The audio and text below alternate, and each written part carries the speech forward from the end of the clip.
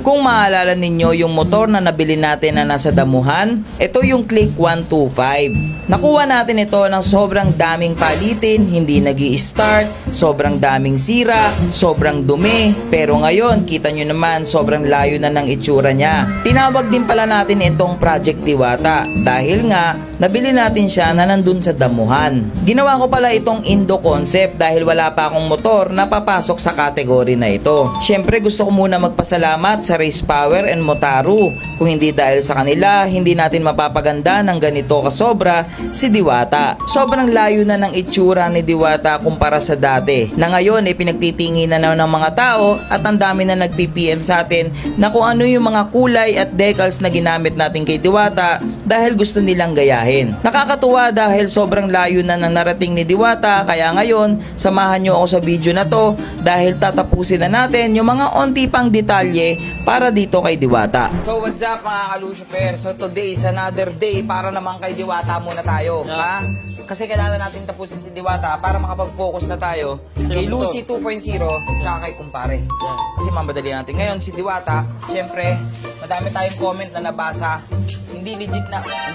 Ikaw. May napunit Ikaw yun. May napunit. Boss! Uy! Boss, ano ba yung boss? Punit ah. So, hindi kasi masasabing legit na Indo concept ang isang unit pag hindi naka-tire hugger. So, original Honda pa yan, no? So, bumili tayo ng air filter cover. Uy, may libre pang ano. Wow, thank you. Yagoso. Tapos ito, center stand, side stand. Uy, Ano yan? switch. Ay, switch. Domino switch. Domino switch, kabit natin lahat yan. Kaya Kuya Russell, mapapagod ka ngayon. Siyempre, pang ano natin, siyempre ang Indo concept, pang biyahe. 360. Oo. Side mirror. Tapos, legit moto? Legit moto. Ay, di, totoo yun. Putre. Ooh! Kapapit natin lahat yan.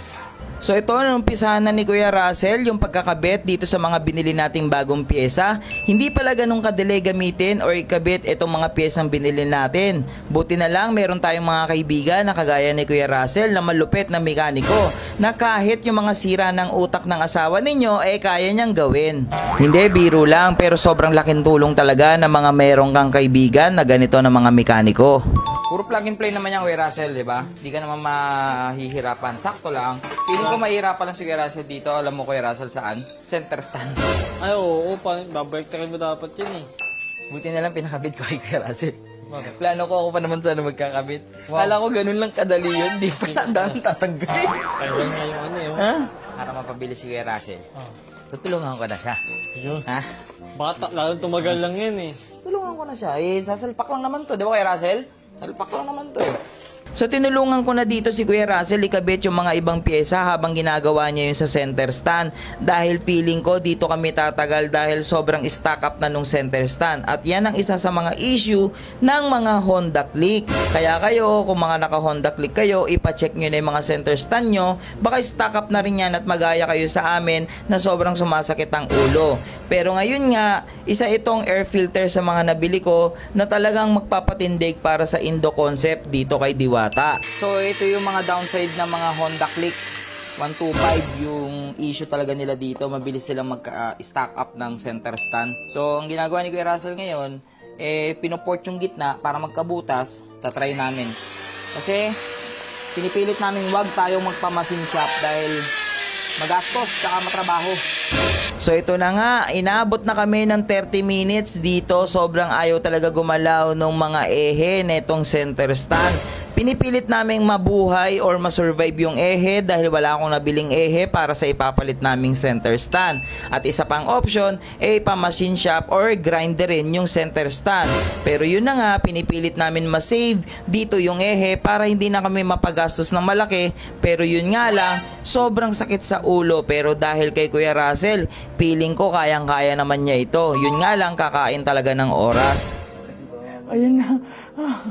Mag-iisang oras na kami dito.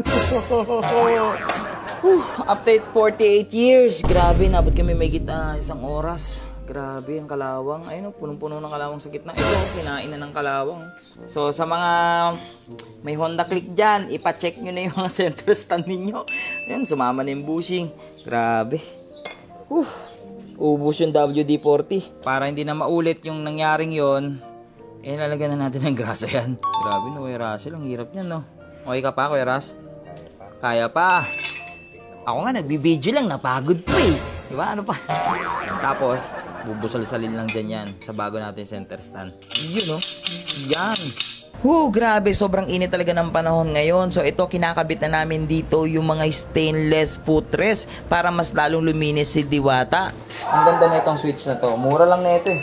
Oh. Pero wala ka nang gagawin, plug and play na lang siya. Saksak lang, no? Saksak lang agad. Sobrang mura lang ng switch na to at sobrang dali lang ikabit para sa ating mga Click 125. Plug and play lang ito, wala ka nang babalatan, wala ka nang tatanggalin. Ang mahirap lang is magbaklas syempre ng kaha. Pero yun na nga, balik tayo dun sa switch. Dito sa switch na to ay magkakaroon ka na ng hazard at magkakaroon ka na ng bypass or yung tinatawag na passing. Buti naman, all working goods yung nabili nating switch kasi gumagana yung busina, gumagana yung ilaw, yung ating signal light, and then yung hazard. Pero may napansin akong kulang. Kung tingin ninyo, napansin nyo rin yung sinasabi kong kulang, comment nyo naman sa baba. Kasi parang may kulang talaga para dito sa harapan ni Diwata. Oh boy, okay na. Okay na.